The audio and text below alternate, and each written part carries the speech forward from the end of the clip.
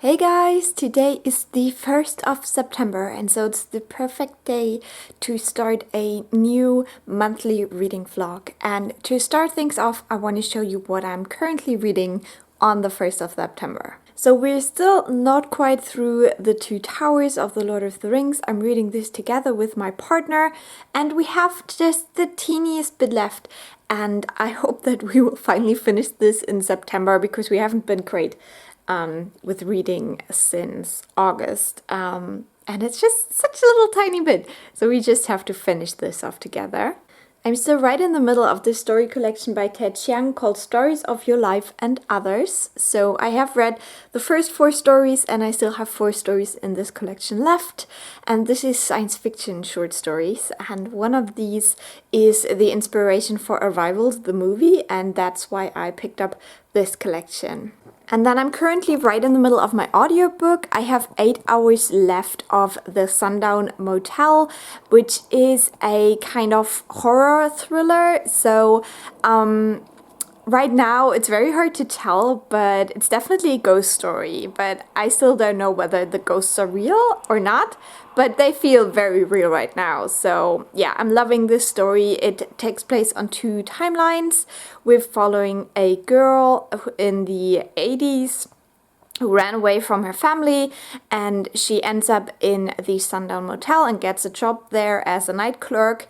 And we know from the beginning of the story that she will disappear. And then we have the other timeline where we follow her niece, and she's trying to find out what happened to her aunt, which she never actually met. And so she started working at the, same job at the Sundown Motel to find out what's going on. And yeah, as I said, I'm really enjoying it. I love a good ghost story, so yeah, this excites me a lot. And then the first book I wanna start off with this month is A Long Way to a Small Angry Planet by Becky Chambers, because this really has to go back to the library. I had this since February. Now our libraries have been closed for a while, but they have messaged me and they've said that they need this book back now. So yeah, I finally have to read this in September or it will go back unread. So this is the first task that I set myself, and it is a couple of pages, so it will take a while, but also I'm just really in the mood to sink into a story. So yeah, I think this will be perfect. So that was my first check-in. You know now where I stand with my reading, and I'll keep you updated. Okay, you guys, I did something. Are you ready for this? It's just so big. I'm really scared. Oh no. Oh no.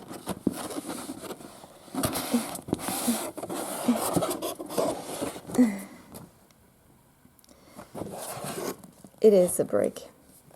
I do see it now. It is definitely a brick. Oh my god, why did I do this to myself? Okay, you guys, today's the 3rd of September. I have not really read anything. I started A Long Way to a Small Angry Planet by Becky Chambers, and I got like 8 pages into it. But yeah, I decided to participate in the Les Mis read-along that is happening from the beginning of September now up until the middle of November, because, it's a heavy book and they have split up the parts, so you have 2 weeks for each part, I think. So yeah, wow. This is gonna be interesting because I've never read such a big classic and I always wanted to. I wasn't particularly interested in Les Mis, to be honest. And also Victor Hugo kind of scares me.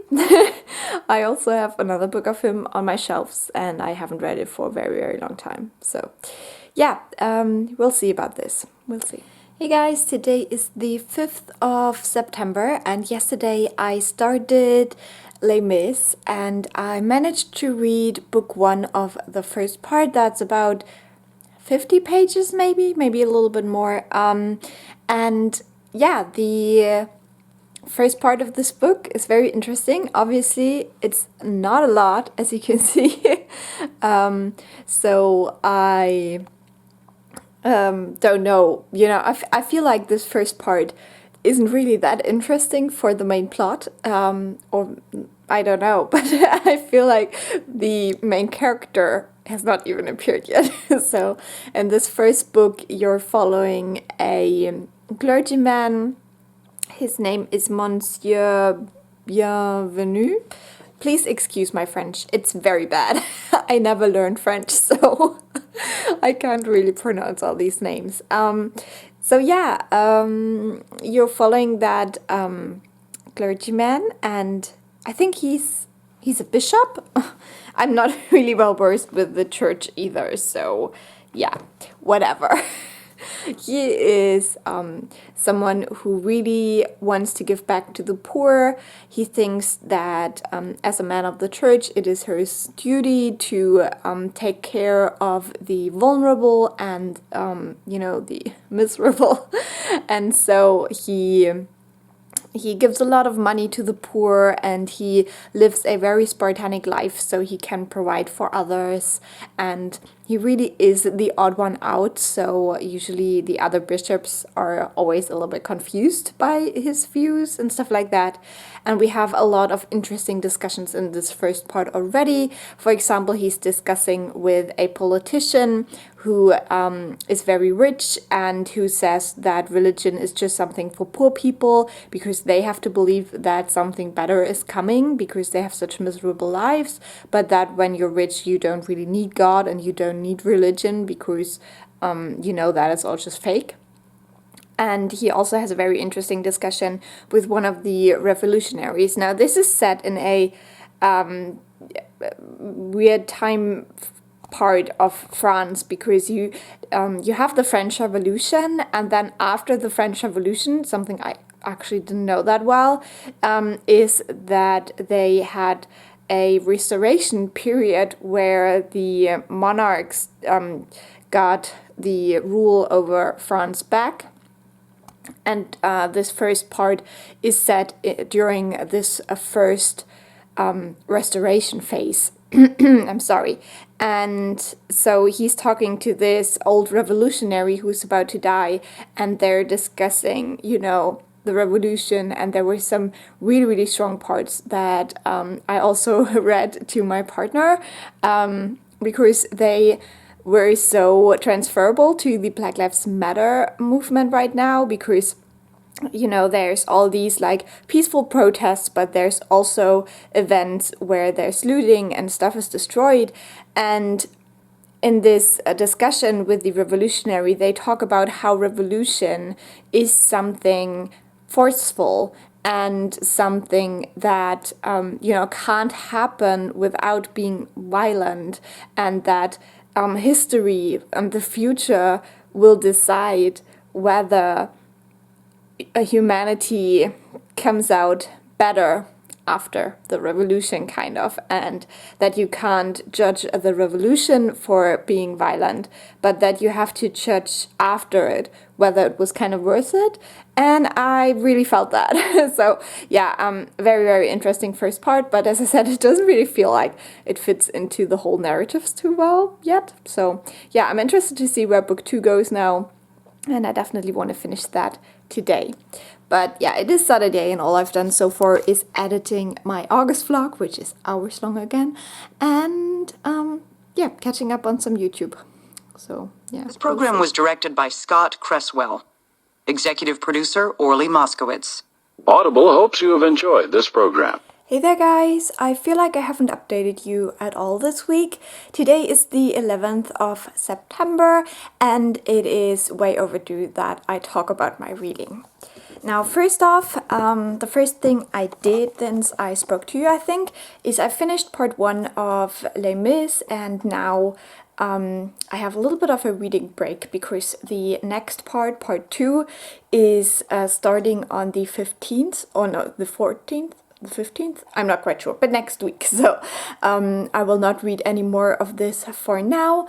This first part was very, very good. I really enjoyed it. I think it's very readable.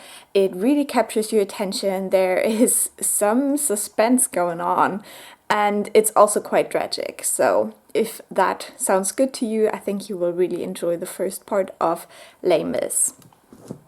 Then I'm not quite halfway through A Long Way to a Small Angry Planet. I really take my time with this one. I don't know why, but yeah, I'm almost halfway through now, and I'm really enjoying this. I think this is more of a wholesome read. I really enjoy the characters, and I feel like I already fell in love with all of them. The only one I have a little bit of trouble with is Jenks, because I'm not quite sure. I don't know, I feel like he's not really considering his, crewmates, and he might be making some terrible choices right now, but I'm not quite sure about that yet. But apart from that, I love the characters in here. Oh, and obviously the grumpy, I don't know what his name is, but the grumpy one is also not my favorite. Corbin? Something like that. So yeah. But yeah, I feel like this is a really fun, nice story so far. I very much enjoy it. And it also has some nods to like classics in the sci-fi genre. For example, one of the species of aliens that are described, they are very reminiscent of the aliens in The War of Worlds, which is a sci-fi classic that I've read this year and I loved. So I was very happy to see kind of a very, very similar species. So there are these kind of like, they're almost like jellyfish type aliens. They are very wobbly and they don't have a lot of structure to their bodies, and they use these little like cars, if you can call it that, to get around, because they wouldn't be able to really move otherwise. And they are also, I think, a species that was colonizing. Sorry. I hate this word so much in English. It's very hard for me to say. But yeah, they had a lot of colonies and they treated them really badly. So yeah, I feel like this species was definitely so much inspired by War of the Worlds. So I love that. But yeah, as I said, the characters are great. I love following them. I love reading about their life on this ship. And I feel like, everyone gets some kind of a storyline that you can relate to, apart from Kitsy maybe, but I feel like she is relatable just because she's so chaotic and cute. So yeah, I'm interested to see what happens in the next half of this book, and I'll definitely let you know. And then finally, I finished my audiobook, The Sundown Motel, and it was so good. I decided to give it 4.5 stars, and I loved it. It was amazing. I would highly recommend it. I felt like the audiobook sometimes was a bit confusing. In the middle, there are some parts where the two timelines, the stuff that happens in these timelines, it's very parallel. So I got confused a ton because I could never remember if something happened in the 80s timeline or the now timeline. So that's a little bit of a struggle, but it only really bothered me in the middle, and then, the path kind of separated, so it was easier to follow who's doing what and who's reading whom and stuff like that. But apart from that, I really loved this book. I loved that we had this kind of ghost appearances. I loved that it was really, really spooky at the beginning. And it's about all these kind of girls that went missing. And our main character in the now timeline is Carly. And she's looking for her missing aunt. And the last time she was seen was at the Sundown Motel in the beginning of the 80s. And so in the 80s timeline, we follow Viv, the aunt, and see what happened to her. And I feel like this book would be especially good for people who liked Sadie but didn't really like the ending of it, because that was a very open-ended story, and I feel like the Sundown Motel is a little bit creepier even, but has a very similar vibe, and the ending is not that open, so you definitely get to know what happens. And yeah, it was just amazing. I felt like it was a great exploration of, the missing girls trope, and it really highlighted sexism, especially in the 80s part, but also still a little bit in the now timeline. I thought it was great that all of the important characters are female. So we have Carly and her aunt Viv, and then we have a black female photographer who's very important, and also a female cop in the 80s timeline. She's the only female cop in this department and gets treated very poorly because of that. So yeah, these are like the most important characters. And there's also the roommates of Viv and of Carly in the two timelines. Those are also women, even though the roommate of Carly gets more importance, I guess, than the roommate of Viv. And yeah, I just really liked this. I really enjoyed it. I think it was definitely suspenseful, but I wouldn't go into this expecting like a crime thriller. It is about missing girls, but I feel like it's more than that. And because you have this ghost element, I think it is not that kind of like crime story that, you know, it's not like that kind of usual crime story. So yeah, I really, really loved it, and I hope you check it out. And yeah, so that's all that I've read so far. And I also started a new audiobook, which I will tell you about in a second. So the new audiobook I started is The Devouring Grey. I think the author's name is Christine Lynn Herman. And this is a duology that has ended this year. So I thought it would be the perfect time to pick it up. And so far, it feels like a combination of the Raven Boys, Sokol Girls, and what's the other one called? Stranger. No, what's it called? Strange Grace. I have it there in the bookshelf. So yeah, it definitely feels like a mixture of all of these, and I hope that there is enough original content in there to make it fun. But basically you follow a girl and her sister has died and also her father is dead, which basically is Sokol Girl. So the mom takes her to the place where the mother was born, basically, and that is a weird little town in the woods who seems to be a little bit backwards, and that is definitely some Strange Grace feelings. But it also has to do with people with magical powers, and there were some tarot cards, so that brings in the Raven Boys feelings. So yeah, as I said, these were 3 books I absolutely loved, so I hope this one just is a good mix with enough original content to be great.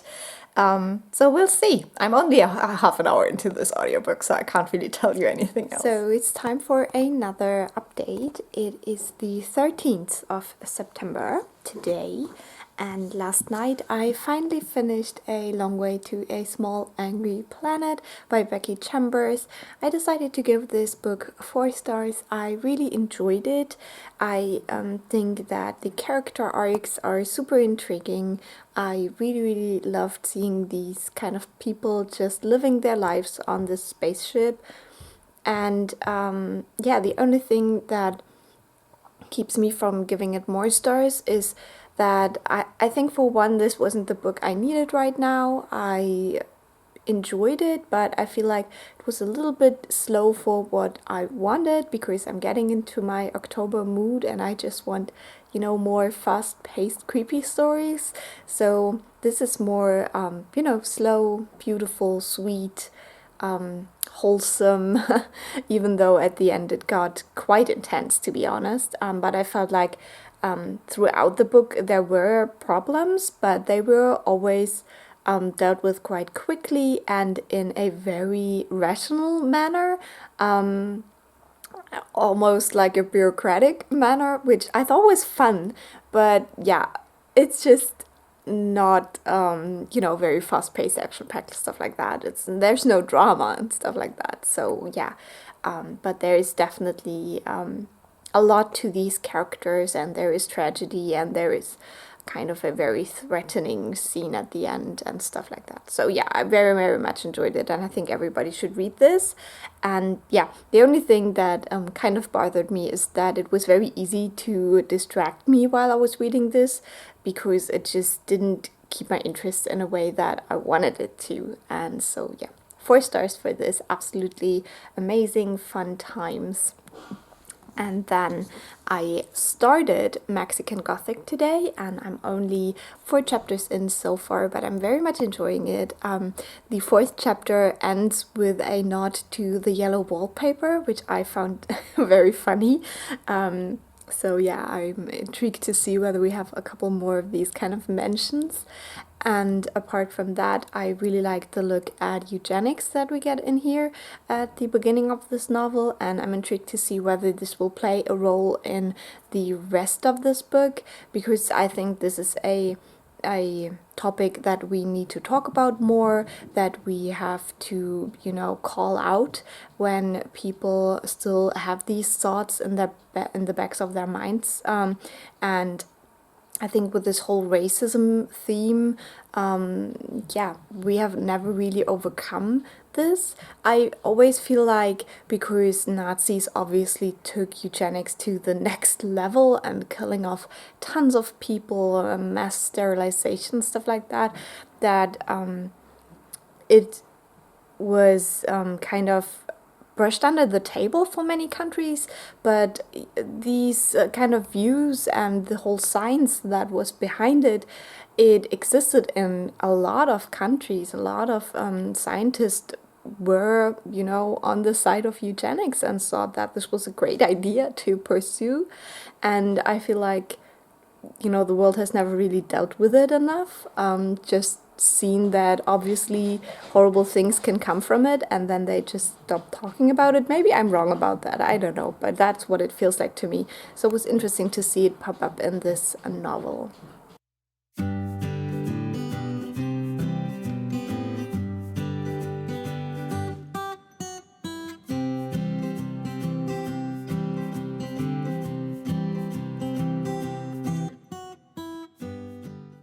Hey guys, today is the 19th of September and I finally finished Mexican Gothic. Now, I'm not quite sure what I've already said in this video about this book, but unfortunately I was spoiled for the twist in the story, so that made me go in quite hesitant. And I've read this for the Dog Academics book club, which is, a book club all about reading darker books, so I was very excited when this got picked, and this was a very, very highly anticipated book for me personally. I think the cover is gorgeous, I think the description is gorgeous. You're following this young girl who is called into the countryside by her cousin. She's writing a very concerning letter, and this is set in the 1950s Mexico. And so she goes to see what's wrong with her cousin, and she arrives at this very old mansion that was built by British people, and they had silver mines there. But since, there has been a revolution, stuff like that, the money has run out, kind of. And so this old mansion is in no good shape, and while this girl is there trying to figure out what's going on, she's experiencing some really weird stuff. And so, as I said, I was spoiled for the twist, and so my review of this will be really, really skewed, because obviously I did not experience this book as you would if you go into it. And so I decided to give this book 3 stars. Unfortunately, it was a disappointment for me, which is really sad because I thought this would be a 5-star or 4.5-star book. So one thing is, I really like the first 100 pages, but then it kind of lost me. I feel like a lot of the creepy things, they weren't creepy, they were just really, really uncomfortable. Like, there isn't really gore in a sense, but there's just like really gross stuff happening that it's hard to explain, and also there is a lot of like sexual stuff in here that is really, really triggering. I can tell you that, and also just gross, and it doesn't serve a real purpose. I guess this story is trying to also make some statements about bodies during colonization and stuff like that, and how these bodies were seen during the 50s and before that in Mexico. But as I said, it just very disturbing, but not in a atmospheric creepy way. There were attempts to do that, but for some reason they just didn't click with me. Like, you know, you have this misty, weird mansion in the mountains, which is usually what these kind of gothic stories are about. But still, it didn't click with me, and I feel like the main character didn't do enough kind of rummaging around, trying to figure out what's going on. Also, she was never really scared, and so I feel like as a reader, you're not scared with her.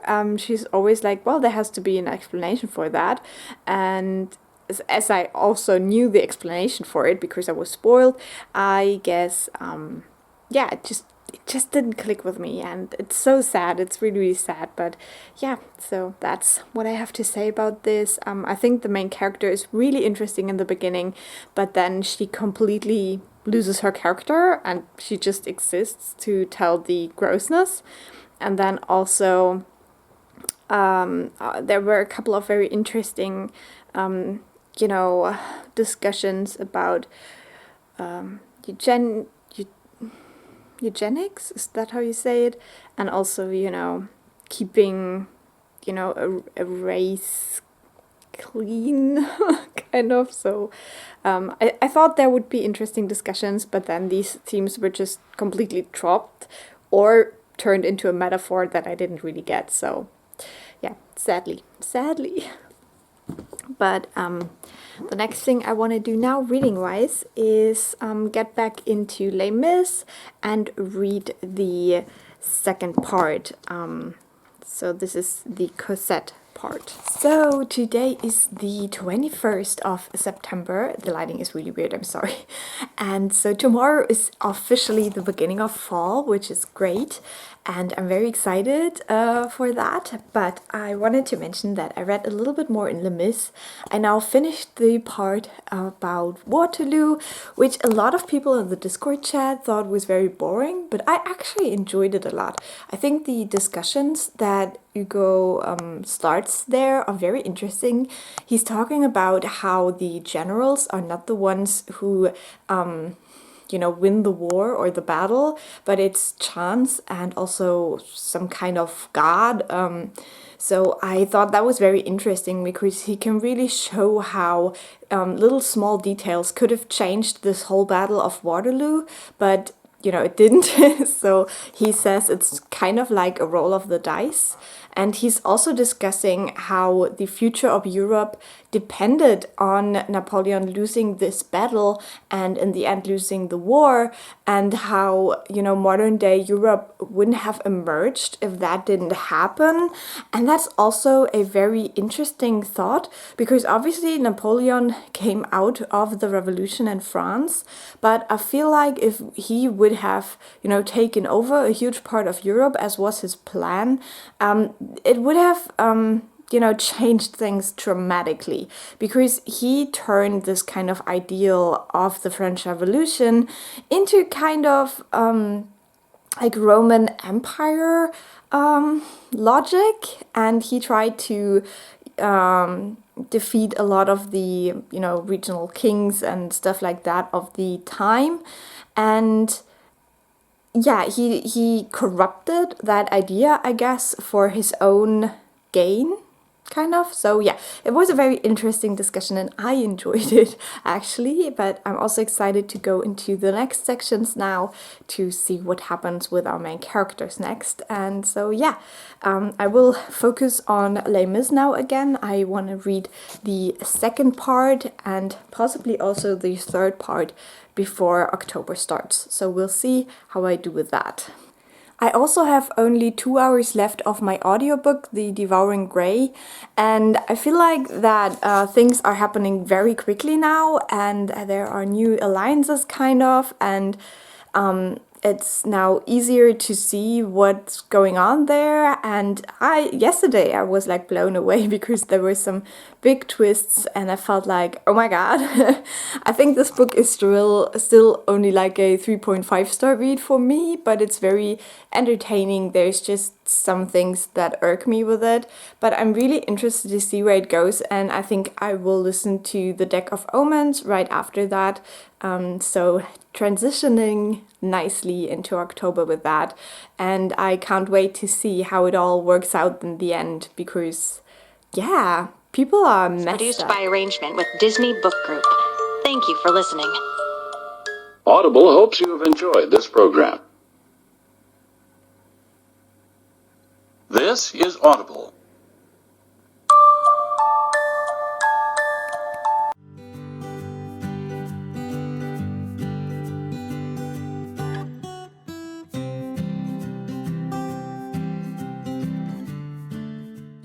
Today is the 26th, can't say that word, of September, and I haven't talked to you in a long while, and that's because I feel like nothing important has happened with my reading. But actually that's not true, so I'm gonna update you now.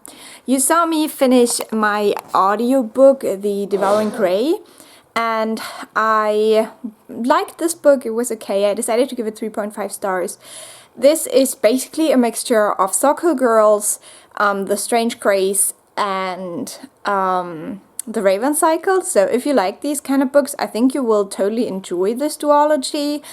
I had a couple of issues with it that I did not have with the other books, so I think the other books are definitely better than this one.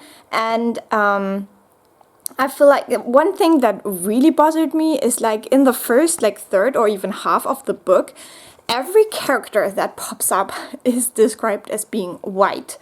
And I don't know what kind of choice that was. But if all your characters are white, then why mention it at all? I don't know. And it was just, it was not done in a way where you could picture a person like her pale skin and her dark hair or something like that. It was always like, there was a white girl standing in front of the class, and you're like, what, is that how people think? I don't know. Like, that's not how I think. It was really weird, and I really didn't enjoy that. So that took me out of the story. What's great about this one, on the other hand, is that a lot of the main characters identify as bi, which is great, we love to see it. And so we have a lot of kind of like weird love situations there that probably get more resolved in the second part. And so yeah, as I said, it's a fun book. I think it's great for the season. Also, it is set during September, so it was really fitting to listen to that in September. And now I started The Deck of Omens, which is the sequel, which is set in October. So I feel like this is just a great transition, and yeah, I'm just having fun listening to it. But it's not like something you have to read, It's just interesting and fun. And if you are into these kind of books, I think you might enjoy it. Then I'm still making my way through Les Mis. I am in part 2, but for some reason part 2, I'm really struggling. So I'm about 400 pages in now, about a third of this edition. But yeah, part 2, even though the things that are happening are kind of interesting, I feel like, it's just more of a struggle, and I just could identify with the characters in the first part more. And right now, I feel like we're having more plot. And I don't think that is what Victor Hugo really excels at. I think he's much better at, describing a character really in depth. But the kind of plotty things are a little bit lacking for me. And so yeah, the second part is not my favorite so far, but I hope that I can finish that this weekend, because I wanted to get part 2 and 3 out of the way before October. So I'm not sure if that's gonna happen, but you'll hear about it if it does. And then lastly, I read another story in this collection, Stories of Your Life and Others by Ted Chiang. I read the story called 72 Letters, and that one was really, really interesting. I really enjoyed it. This is inspired by the golem of, the Jewish mythology, I guess, and he combines this with kind of a historical sci-fi. So this is set, I would say, in the beginning of the 20th century, the story, and it follows kind of like what sci-fi would have been back then, and I really, really enjoyed that. And yeah, this story was just really interesting, and I felt like it touched on a lot of topics that are important and, you know, may have changed or may not have changed since then. So yeah, this story was really, really great. And so I have 2 stories in here left, I think. Maybe 3. No, I have 3 stories left, so I'm not rushing to finish these. I just want to pick them up whenever I feel like it. But yeah, I think that Ted Chiang is an awesome author. Really good stuff. So that has been my reading. So yeah, now you know. So today is the 28th of September, and I finally finished part 2 in Les Miserables by Victor Hugo, and I am so glad that I finally finished part 2. I don't know why. Part 2 is just not for me. I really loved part 1. I thought it was the perfect mixture of everything. But part 2 just wasn't my cup of tea, even though the things that happened were quite interesting. But just the way it was described just didn't capture my interest that well, I guess. So yeah, I'm really excited to go into part 3 now, because it's kind of like a fresh start, you know? It's almost like starting a new book. And this one is called, let me check, Marius. So I don't know if that's pronounced in French, you know, whatever. But yeah, I'm, as I said, really excited to go into this. And I hope that I can get a lot of this done before the end of the month, so I have more time for my spooky reads in October, because I didn't plan on, you know, having too much of Les Mis to read in October. And then I want to finish this in November, after the spooky reads. So that's the plan for this huge book. I don't know what possessed me to start reading this. I'm reading it for the Les Mis along, which is kind of what possessed me, but also, like, it wasn't the best idea I ever had, because I had a very huge TBR already that I had set myself for the end of summer, and this completely crashed it. So what can you do?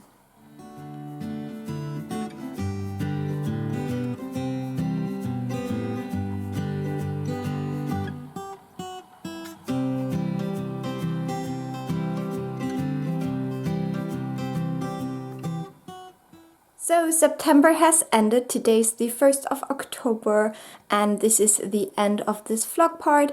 I quickly wanted to mention that I made it to page 680 in Les Mis, so I'm almost done with part 3, which is really good. I'm really proud of the amount of pages I've read this month, and I will put this on a little bit of a hold now for October, because I want to read all the spooky books, but then I'll pick this back up and finish it off in November, and you can hear all about that in my vlog then. But yeah, part 3 was very interesting because I felt like you start off with like completely new characters, it feels like, and you really have no idea how this all fits together with the other storylines. But then in book 8, which is the last part and also a very long part in this book, you finally figure out how it all fits together. I still think that it is quite frustrating, because oftentimes you will get very very detailed descriptions of some characters, and then you have no idea who they are, and then like 100 pages later you finally figure out who they are, and you're like, oh well, that's why that was important. And then you have to go back and rethink everything and kind of connect this description you've read with the character that you now know it is, and that can be very frustrating, and it happens a ton in here. That's the kind of suspense that Victor Hugo uses. So I think this is easier if you've seen the movies. I have not, so yeah, this is always a surprise to me, and it gives you like really cool moments when you figure it out, but still it makes reading it a little bit difficult and frustrating, because you know, you're like, why am I reading this? I have no idea what this is. And then like 100 pages later you're like, oh, that's why that was there, okay, thanks. So yeah, that's Les Mis. And then I'm also 5 hours from the ending of The Deck of Omens by Christine Lynn Herman. And I really like the second book even more than The Devouring Grey. I think that the storyline is better. I think it's creepier with the kind of weird stuff that's happening in the woods. And yeah, I'm really excited to see where this goes, because there's this whole big mystery and you kind of figure it out with the characters. Also, I love Isaac. He really reminds me of Ronan in the Raven Boys cycle, and Isaac is even better, I think. I like him even better, to be honest. So I really like Ronan, but I think Isaac is even a little bit cooler. So yeah, really liking it. Can't wait to see how it ends. I really like the kind of chemistry between all the characters. It's really well done. I'm not a huge romance reader, but I feel like all of these characters have kind of, you know, smaller conflicts, but then they're all also kind of finding back together again and stuff like that. So yeah, it's enjoyable. I think I will rate the second book higher than the first one, and that's always fun because you know, you see how an author gets even better at writing. And so I'm excited to see what this author does in the future. But that's all for this bit, and now I make room for the wrap-up part. Hey guys, today I'm back to talk to you about my reading in September.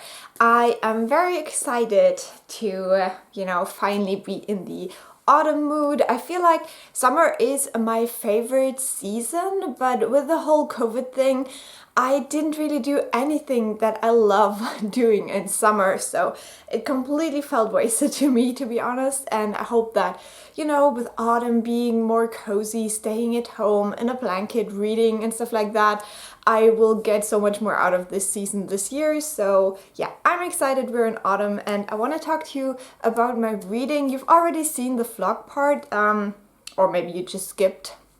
How dare you?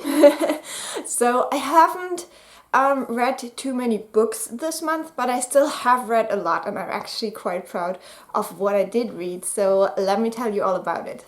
So the first book I finished in the beginning of the month was The Sundown Motel by Simone St. James, and this is kind of a mixture of a mystery thriller and a ghost story. This story follows two girls in two different timelines. We have Viv in the 1980s and then Carly in 2017, I believe. Though they are roughly about 30 years apart, and Viv is actually the aunt of Carly.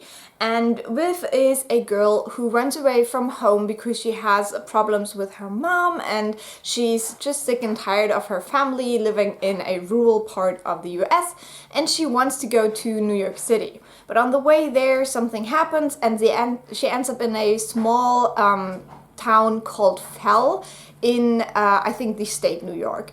And so she ends up there and she gets a job at the Sundown Motel, and she very quickly realizes that something is going on with that motel, and it is something supernatural. Now, on the other timeline, we follow Carly, who is the niece, and she had just lost her mom to cancer, and so she decides that she really wants to know what happened to her aunt, because this is something that she's always been interested in. So she just goes off to find out what the hell happened to her aunt, and so we follow her going to Fell as well, and then also starting working at the Sundown because she thinks it's the best way to gain information. Carly also really likes true crime, so she's just trying to figure out what happened. I really enjoyed this audiobook. For one part, I think both narrators were great, and the only bad thing I would say about this, and I don't know if it's better if you're reading it physically, but at one point right in the middle of the book, the two storylines are quite parallel, and I think that is for a reason, because Carly is trying to follow her aunt's footsteps to figure out what's going on, but it made it very hard to read because I would always get things mixed up, because they're kind of meeting the same people, they're doing the same things, and I was like, okay, but didn't she already figure that out? And then I remembered, oh no, that was Viv and not Carly. And that was a little bit hard to keep track of. But apart from that, I absolutely loved this book. And the cat just doesn't want to be quiet. I'm sorry, I hope she's done now.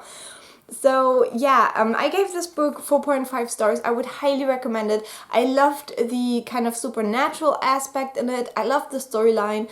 This storyline really reminded me of Sadie, but if you had a problem with the ending of Sadie, I think you would really enjoy the Sundown Motel because it gives you more closure than Sadie does. And so yeah, it just had a very similar vibe for me. And also with the kind of niece going after her, trying to figure it out, retracing her steps and stuff like that. It had just a very similar vibe. And yeah, I just loved it, and I hope you go and read it now. Then the next book I finished was actually one that I had to return to the library, so it was kind of urgent, and that was The Long Way to a Small Angry Planet by Becky Chambers. This is a sci-fi novel that follows a spaceship, and I think they're called tunnelers. I don't know the English terms because I read the German edition, but basically their job is to create tunnels so traveling through space is easier and more quick. And they have this kind of new part of the of space basically that is supposed to make a deal with their government, and so they need a new route to travel there more easily. And so this spaceship is basically sent off to create that tunnel. Now they obviously have to travel the long way, as you can guess from the title, so I think they're in there for maybe about a year or something like that in that ship, and you're basically just following the crew, creating friendships, having trouble and stuff like that. I really enjoyed this book as well. I gave it 4 stars. What I must say is that sometimes the chapters were really long, and that is just a pet peeve for me. Like, if your chapters are like super long, I just have a hard time reading them. And also, I did love all the characters. I think that the combination of characters was very well done. And you're basically introduced to this ship with a girl called Rosemary, and she's from Mars, where basically the first people from Earth kind of flew to when the Earth started dying and stuff like that. So she comes from a quite rich family, but she's running away from some trouble there, and so she's going to this spaceship to have an administrative job. So what I loved about this book is that they do get into quite some big trouble, but she's always there to kind of solve these things, and she does it with like bureaucratic things, which I thought was super fun, and it's definitely a different take on things and way more realistic than shooting at everyone and everything you see in space. So yeah, I really enjoyed that, but as I said, it's just a little bit of a slower story where you're just following the characters, and they have these kind of like mishaps in space while they travel to that weird-ass planet. And the ending was quite tense. Like, the ending, really high stakes and everything, and actually got quite dramatic as well. And the story also touches on a lot of things like I'm gonna call it like interracial relationships, because obviously you have these different like alien species, and so some of these species don't tolerate kind of romantic relationships between species, and others do, and this is kind of touched upon. And then also you have different like sexualities. You have some female romances and stuff like that, and you also have a discussion about artificial intelligence and whether that can be romantic and stuff. So yeah, it's all in there, and I think it's a very fun sci-fi story. So if you're into sci-fi and you still have not picked it up, I don't know why, then go and do that. So obviously I had to return that book to the library, so I don't have it to show you, but I have the next book that I can show you, and that is A Mexican Gothic by Silvia Moreno Garcia. And this is the Dark Academics Book Club of September, so I read this for the book club, and unfortunately I also got spoiled for this in the book club, which was totally my fault. I ended up in the spoiler chat where I had no business being, and so I just didn't realize, I didn't really check what kind of chat it was. I thought it was a non-spoiler chat. So Before even starting this book, I knew what the twist was, and that is the complete downfall for this book, because this doesn't really offer a lot apart from the twist. Obviously, people have loved this. I ended up giving this around 3.5 stars. Now we follow Noemi in this book, and she is called by her dad because he received a letter from her cousin who has recently married a guy, but the family is not a big fan of that because they think he's poor and he just wants her money. Now, the cousin writes a letter which is very, very mumbled and weird and says that she's been poisoned and that Noemi should come and save her. And so her father is like, well, if you go there, it would be the easiest and most quiet way. This is also set in 1950s Mexico, so just for some context. And so they're trying to figure this thing out without dragging the family name into dirt. And so Noemi goes to this very rural place where this mansion is, which is falling apart because it's very old and the family that lives there doesn't really have the money to keep it up. And so Noemi goes there and has to live with the family of her cousin's husband while she's trying to look after her cousin, but they don't really let her go anywhere near the cousin. So she doesn't really know what's going on, and she's slowly trying to figure out what the hell is going on, because this family is like, oh well, she just had a fever and she just has a sickness, but it's nothing worrying and stuff like that. And so yeah, it's all about Noemi being in this really weird mansion. As I said, when you know the twist of this book, there really isn't that much to it. I really thought the beginning was very strong. The first 100 pages of this were great. You're following Noemi, who is a very kind of out there person. She likes going out, she likes flirting, she wants to study anthropology, and she's a very not traditional character in this 1950s world.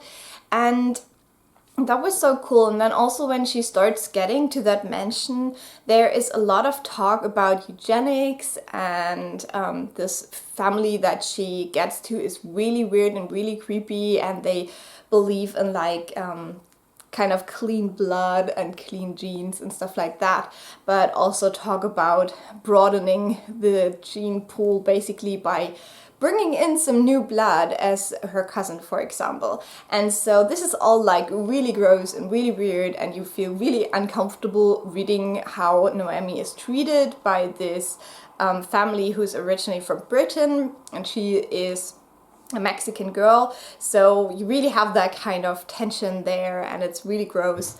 But then the middle part just didn't work for me. I felt like Noemi got quite boring quite quickly. She doesn't really explore. I felt like she always went out to get a smoke and then she fell upon some weird shit, but it wasn't like she was trying to really figure out what's going on by going out and sneaking around and defying this family in that way. She defied the family in ways where I was like a little bit annoyed with her, because I wanted her to be more worried about her cousin. And we had a discussion about this book. I tried to remember to link the live show where the hosts of the book club talked about this, and they also all said that they wanted to see more of the cousin because she's just there as a plot device, which is always sad, you know, if you have a female-led book written by a female author and then there's a female character who is just a plot device. It just feels sad. So yeah, and then you get this kind of romance, which I also didn't buy at all. I thought it was not Noemi's style at all. She really changed for that romance, which is something I don't like. And as I said, since I knew the twist at the end, I was just trying to get it over with. And so that was very unfortunate and very sad. And this was one of my most anticipated books of the year.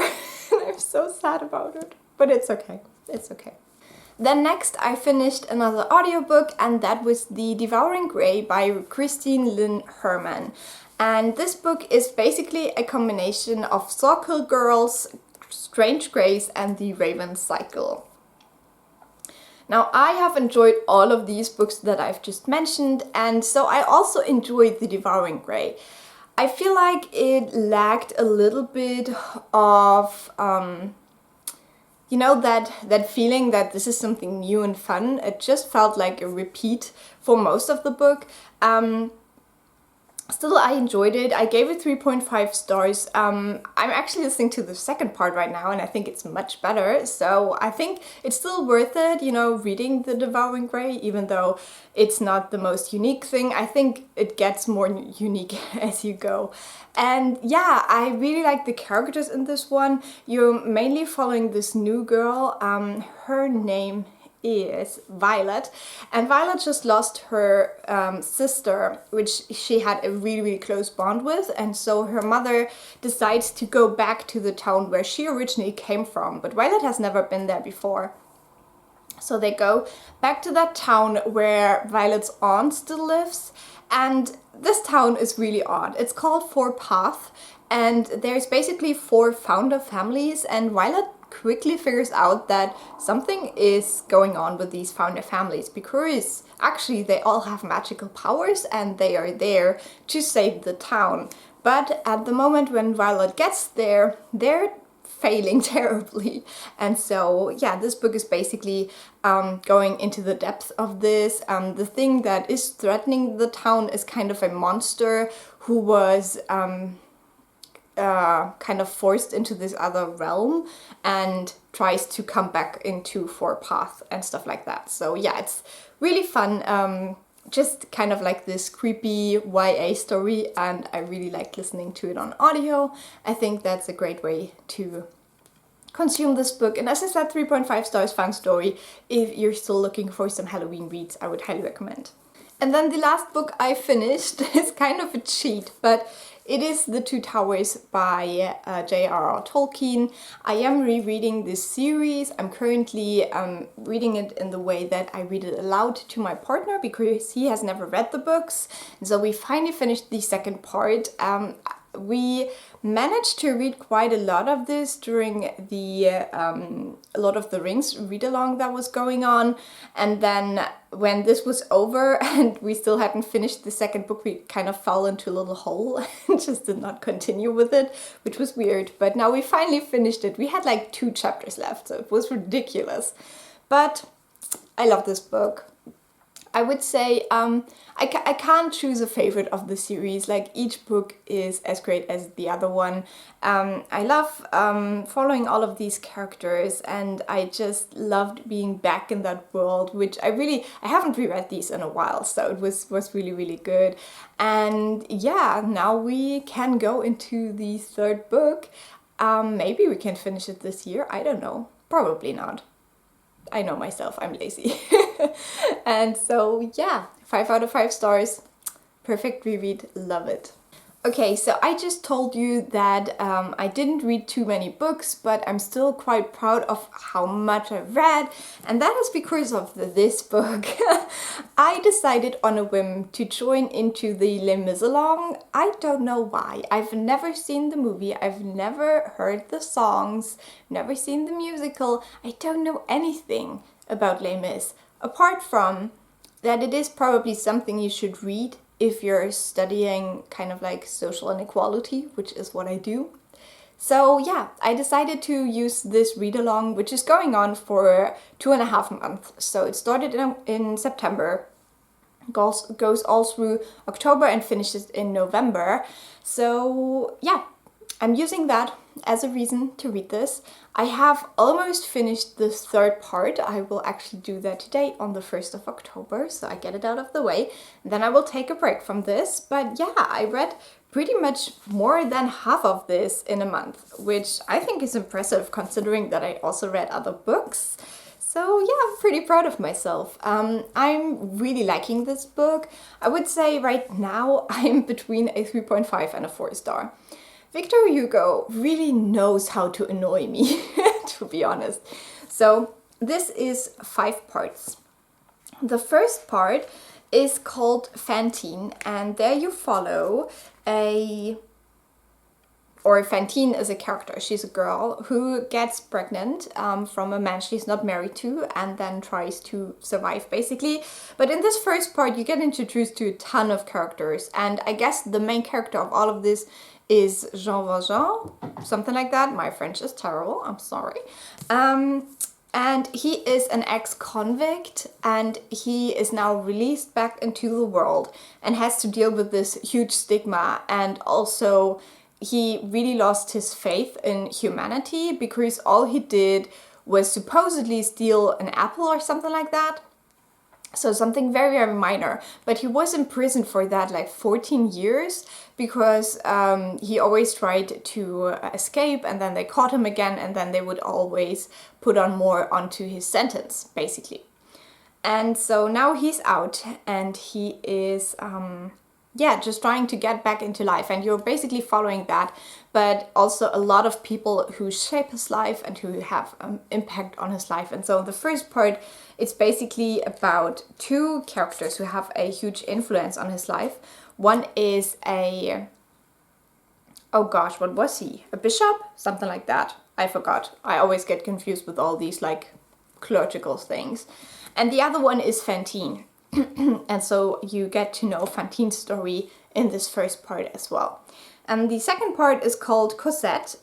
I had a lot more trouble with the second part. The first part I was loving. The second part kind of dragged for me. I don't know why. Maybe it was because I had a very, very busy time at work, and so I could always only read like 10, 12 pages a day. And so it dragged on forever. But yeah, the second part wasn't my favorite. I don't want to tell you who Cosette is because that would spoil stuff. So we just leave it at that. She's a young girl that Jean Valjean decides to kind of save from a very, very dire circumstances and to kind of try to give her a better life. And then in the third part now, we're following a guy called Marius or something like that. I don't know how you would say that in French. But he is a child who was raised by his grandfather, and his grandfather was a royalist, and then when he was in his late teens, he found out that his father was a Bonapartist, and he kind of falls into this struggle of these two things. Obviously this is set after the French Revolution, so all of these things play a huge part in there. And yeah, then we're following Marius, and we now, I've just come to the part where his storyline fits into the other storylines, and you kind of figure out who's who and stuff like that. So the one thing that really bothers me with this book, to be honest, is that you always get a description of the character, and a very, very detailed description with tons of stuff. And after this description, you find out who the hell this character actually is and how he fits into the story. So you always have to rethink things all the time. Like, for example, now in the third part with Marius, we have a ton of characters that we've met before, but since he is new to the story, he doesn't know them. So he will describe them, and then stuff would happen, and you'd be like, oh, is this maybe the same person as this one in part 2 and this one in part 1 and blah, blah, blah, blah. And it just gets so frustrating because you have this huge like, oh my god, now it all makes sense moment after reading 200 pages of what? So yeah, I don't know. But overall, I enjoy reading this, and I can't wait to read the rest of this later this year. But as I said, I will finish off the third part, and then I will take a break from this. Apart from that, I'm currently listening to The Deck of Omens, the second book, and the conclusion to The Devouring Grey. Really enjoying that. I think it's even better than the first book. So if you enjoyed the first one, definitely go into the second one. And yeah, that will be all. I hope you enjoyed this. I hope this wasn't too long, and I will come back to you with weekly reading vlogs for October. So I'll see you then. Bye!